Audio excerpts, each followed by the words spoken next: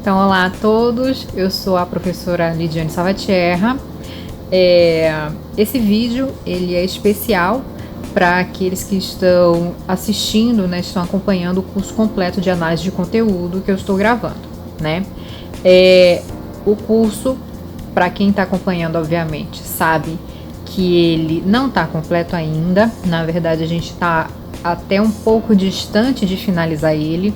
São vários detalhes que a gente ainda precisa conversar até a gente chegar no último estágio da análise de conteúdo, né? Que seria a parte já da construção final dos seus resultados, tá? Então, como eu disse lá no começo, no primeiro vídeo de análise de conteúdo, na introdução ainda, o objetivo do curso é acompanhar desde a introdução, né, dos aspectos históricos, de uma forma também bem resumida, porque não daria para a gente acompanhar tudo o que aconteceu na evolução do estudo e da utilização de análise de conteúdo, e a gente iria até o final. Então a gente vai passar por toda a teoria, pela prática de categorização, que é a parte mais pesada da análise de conteúdo, até o final, né, de como você interpreta e apresenta os resultados, tá?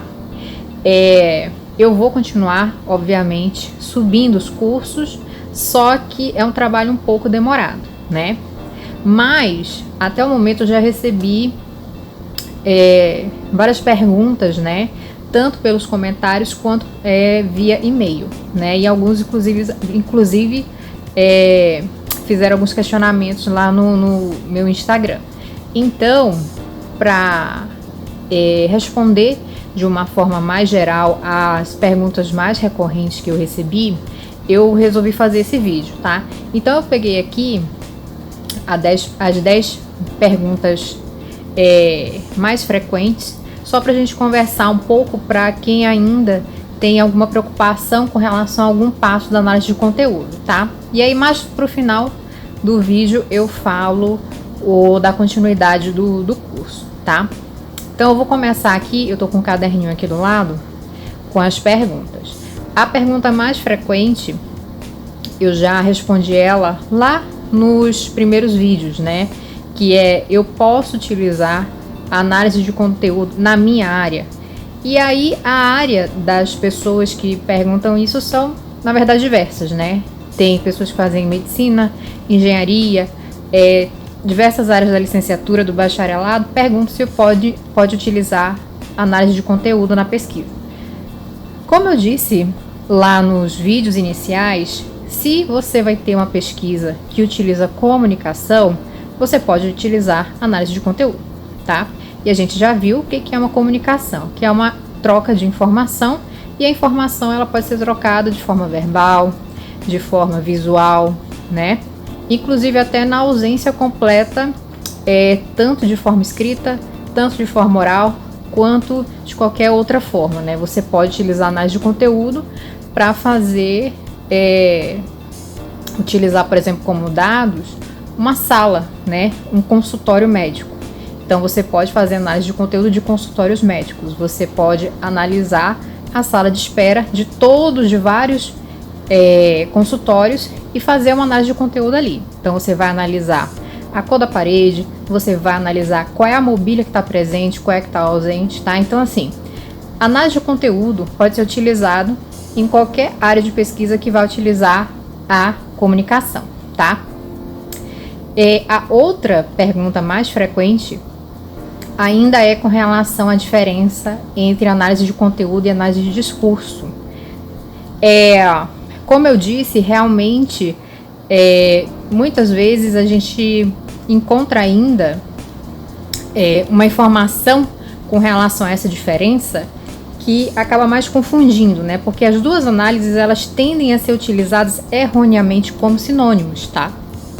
Mas o que acontece? A análise de discurso, ela vai utilizar ideologias. Então, se a sua pesquisa vai atrás de uma ideologia de uma pessoa, dos pressupostos ideológicos, do questionamento que você fez, você vai utilizar a análise de discurso. Se você não vai utilizar nada de ideologia, nada de ação política, nada de motivação de ação social, você vai utilizar análise de conteúdo, Aí vem uma segunda parte com relação a essa pergunta. Eu posso utilizar uma explicação, ou eu posso retirar algumas questões ideológicas e políticas estando trabalhando dentro da análise de conteúdo? Você pode, tá? Qual é a diferença então? O seu trabalho vai exigir que você busque teorias ideológicas, teorias políticas, teorias sociais. O seu trabalho é baseado nisso, então é análise de discurso. Se não for, é análise de conteúdo, tá? Terceira pergunta, tem que ter estatística? Tem que ter estatística, tá? Análise de conteúdo, ela é uma pesquisa quantitativa mais uma pesquisa qualitativa. Então, dentro dessa pesquisa quantitativa, você tem que ter, obviamente, estatística. É uma estatística pesada? Pode ser, dependendo do seu trabalho. Qual é o mínimo de estatística que eu tenho que ter na análise de conteúdo? Frequência. Qual é a frequência daquela categoria? Quantas vezes aquela palavra foi citada, tá? Então tem que ter. A quarta pergunta eu disse lá no começo ainda dos vídeos que no seu material e método você tem que escrever duas coisas com relação à análise de conteúdo. Primeiro, você tem que indicar que você está fazendo análise de conteúdo, né? Que você vai utilizar o método de análise de conteúdo de Bardan, se esse for o método que você vai usar.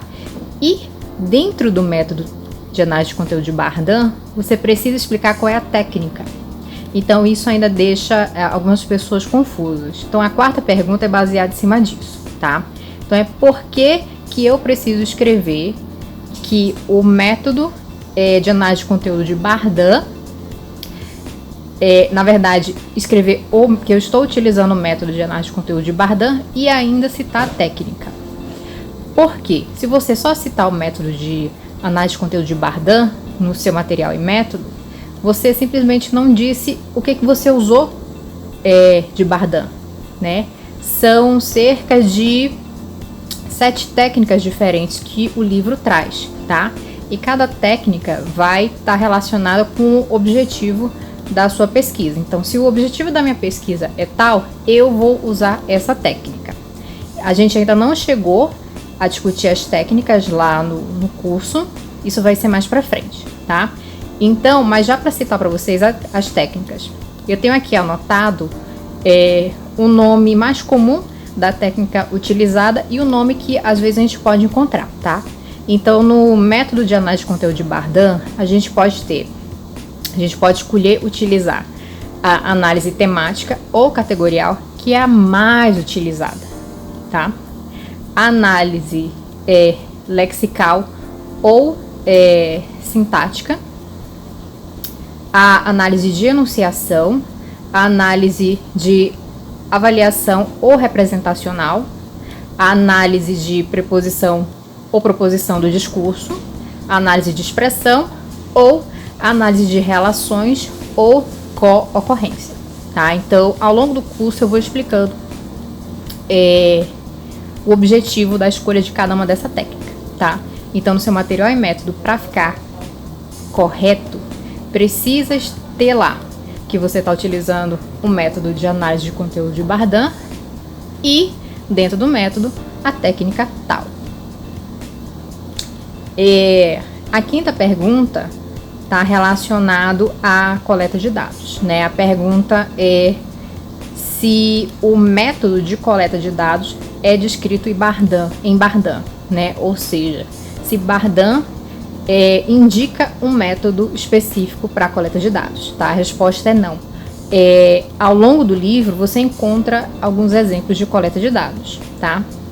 Então você tem, por exemplo, o teste de correlação de palavras, você tem os mais básicos, né, que é entrevista, questões abertas, questões fechadas para você fazer a coleta de dados, mas você pode escolher qualquer método, tá? Então, o método de análise de conteúdo de Bardan não tem um método específico para coleta de dados, tá?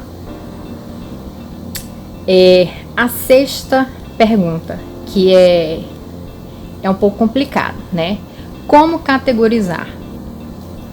Não existe nenhum método de categorização, tá?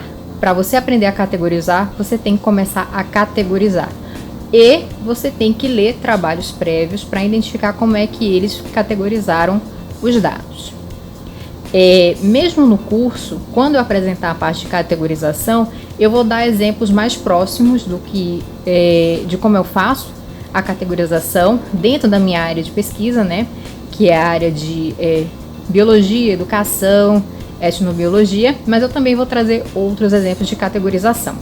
Bardin não apresenta como categorizar, tá? Então você vai ter que aprender isso, é mais prática do que outra coisa. A próxima pergunta é com relação ainda à apresentação dos dados, né? Se eu não me engano, em algum vídeo eu falo da transcrição dos dados. Se eu não falei, eu vou falar, obviamente. Todo aquele material que você vai utilizar para fazer análise, então toda a coleta que você fez, essa coleta ela precisa estar exposta no seu trabalho, tá? E aí vem o questionamento. Digamos que eu fiz a coleta de 500 questionários. Eu tenho que colocar os 500 questionários do meu trabalho? Sim e não, tá?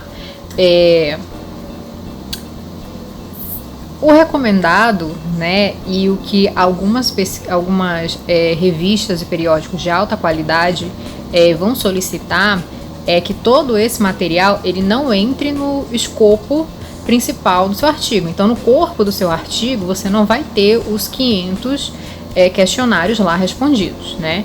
Normalmente existe uma parte chamada de material suplementar que é dedicado a disponibilizar todos esses dados. Então, se for uma matriz de Excel gigante que você tem, você pode colocar lá, tá? O sistema desses periódicos está acostumado e foi feito para receber uma grande quantidade de material suplementar que dá base, né, para o seu artigo, tá? E quando eu digo que você não precisa fazer uma transcrição completa dos dados coletados, aí vai depender muito do bom senso, né? Por quê? Você precisa mostrar aonde que a sua discussão está baseada. Então, se a sua discussão ela é baseada no que está escrito nesses questionários, por exemplo, você precisa mostrar, tá? Então, a transcrição é um trabalho de literalmente mostrar onde está embasado a sua discussão, tá? O outro questionamento é com relação às categorias, né? Se já existem categorias pré-validadas, né? Categorias testadas, ou seja, eu estou fazendo meu trabalho de análise de conteúdo, eu tenho que categorizar. Existe algum lugar que eu posso pegar essas categorias? Em trabalhos prévios, tá? Se existem trabalhos semelhantes ao seu, você precisa, né, conhecer esse trabalho, você precisa ler esse trabalho e você pode utilizar as categorias que o outro autor, que os outros autores utilizaram, obviamente sempre citando, tá? E obviamente se essas categorias elas funcionam na sua pesquisa. Mas se não existe, ou se elas não funcionam, se elas não se adequam, infelizmente você vai ter que construir as suas categorias, tá?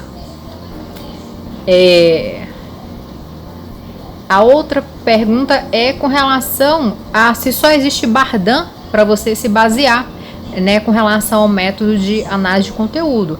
Não, tá? Como eu disse no primeiro vídeo, o trabalho da Bardin é absurdo com relação ao número de citação, ao quanto que ele movimentou as pesquisas de análise de conteúdo, né? É o livro ouro da análise de conteúdo, especialmente aqui para o Brasil. Mas você tem outros autores, né? Existe um livro que eu ainda estou lendo, né? Eu não vou utilizar o que está nesse livro no curso de Bardin, porque são coisas diferentes, né? Bardin tem uma abordagem mais antiga, esse outro livro tem uma abordagem mais atual. Esse outro livro ele só está em inglês, tá? É o Intro to Content Analysis. Ele é do Klaus Kimpendorf e talvez, né, quando eu terminar de ler esse livro, eu faço uma atualização com outro curso, mas isso vai demorar muito, tá? Primeiro eu preciso ler, eu preciso compreender se existe alguma novidade, se existe alguma facilidade que eu possa apresentar e discutir. A gente também vê Minayo sendo citado, né, nas pesquisas de análise de conteúdo.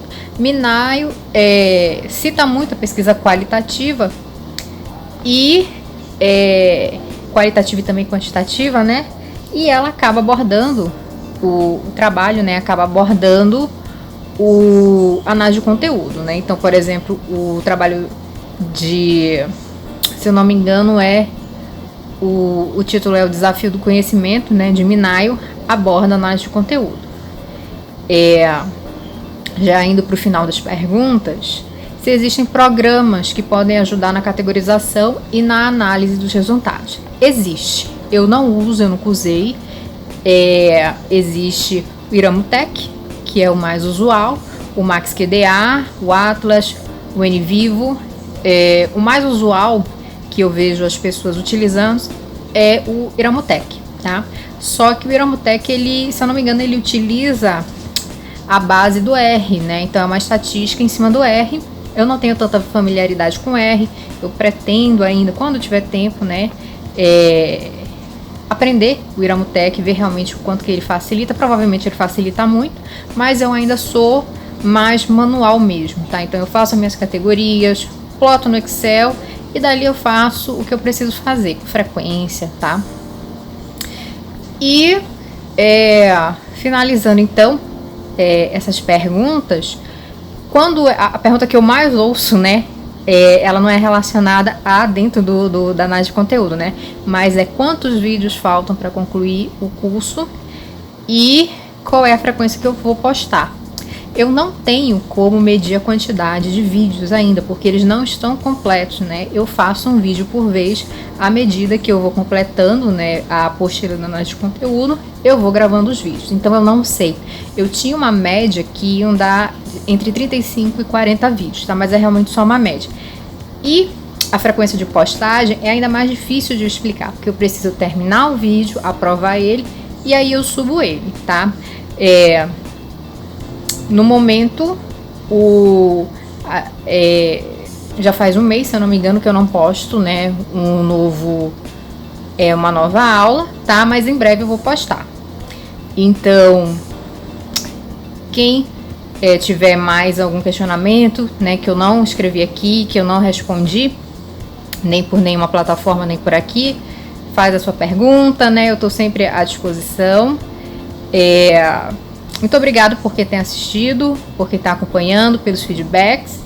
E é isso, tá? Eu vou tentar agilizar as outras aulas e a gente se vê então, né, com outros vídeos assim, dessa mesma forma, caso seja necessário. Então, muito obrigada e, como sempre, bons estudos.